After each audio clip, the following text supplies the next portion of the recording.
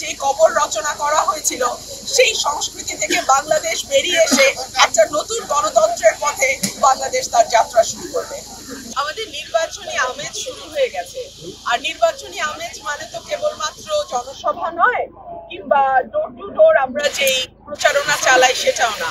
নির্বাচনী আমেজ মানে সেখানে আনন্দ থাকবে, উৎসব থাকবে, সাধারণ মানুষের সঙ্গে সম্পৃক্ততা থাকবে। সুতরাং সেই আমেজটা আমাদের শুরু হয়ে গেছে। আজকে চুনচা ইউনিয়নে লাঠি খেলার মধ্যে দিয়ে আমরা আমাদের নির্বাচনের যে নতুন একটা উৎসব আমেজ সেটাকে নিয়ে আসলাম। এরপরে হয়তো বিভিন্ন জায়গায় নৌকা বাইচ হবে, শীতকাল আসছে, সেখানে গানের আসর হবে। বাংলাদেশের মানুষ কিন্তু অত্যন্ত ধর্মপ্রাণ মানুষ, আবার একই সঙ্গে আমাদের এই যে যুগ যুগ ধরে চলে আসা লাঠি খেলা, পুতুল নাচ, নৌকা বাইচ, মোরগ লড়াই, এই খেলাগুলো কিন্তু আমাদের ঐতিহ্যের সঙ্গে ওতপ্রোতভাবে মিশে আছে। সো আমি মনে করি যে ব্রাহ্মণবাড়িয়ার সন্তান হিসেবে আমাদের গানের যেমন ঐতিহ্য আছে, আমাদের নৌকা বাইচের ঐতিহ্য আছে, আমাদের লাঠি খেলার ঐতিহ্য আছে, আমাদের এই ঐতিহ্যগুলোকে আগামী প্রজন্মের কাছে তুলে ধরবার দায়িত্বও কিন্তু আমাদের।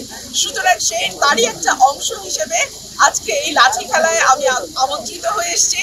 আশা করছি নির্বাচনের আগ পর্যন্ত যত রকম ভাবে সম্ভব জনসংযোগ, মানুষের সঙ্গে তাদের সঙ্গে মিশে গিয়ে তাদের সমস্যার কথা জানা, তারা কি চাইছে সেটা বুঝতে চেষ্টা করা, নির্বাচিত যদি হতে পারে ইনশাআল্লাহ তাহলে তাদের জন্য আমি কি করতে পারি সেই ব্যাপারে তাদেরকে ধারণা দেওয়া।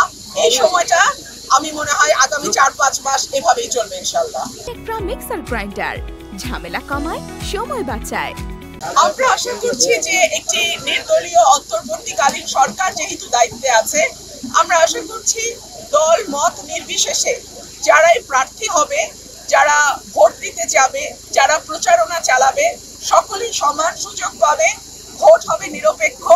এবং আশা করছি গত 15 বছর ভোটের যে কবর রচনা করা হয়েছিল সেই সংস্কৃতি থেকে বাংলাদেশ বেরিয়ে এসে একটা নতুন গণতন্ত্রের পথে বাংলাদেশ তার যাত্রা শুরু করবে। সংস্কারের দাবি বাংলাদেশে প্রথম উচ্চারিত হয়েছে বিএনপির হাত দিয়ে। আপনারা জানেন যে দেশনেত্রী বেগম খালেদা জিয়া ভিশন 2030 একটা ডকুমেন্ট দিয়েছিলেন, সেখানেই কিন্তু তিনি তার সংস্কার ভাবনা সর্বপ্রথম 2016 সালে তুলে ধরেন। তারপর বিএনপির 27 দফা, 31 দফা, এই সকল কিছুই সংস্কারের অংশ। আর বিচারের কথা আপনারা বলছেন, বাংলাদেশে আওয়ামী লীগের হাতে বিএনপির নেতা কর্মী থেকে শুরু করে একেবারে তৃণমূলের সমর্থক পর্যন্ত যেভাবে অত্যাচারিত হয়েছে, আর কোন দলের মানুষ কিন্তু এত অত্যাচারের শিকার হয় নাই।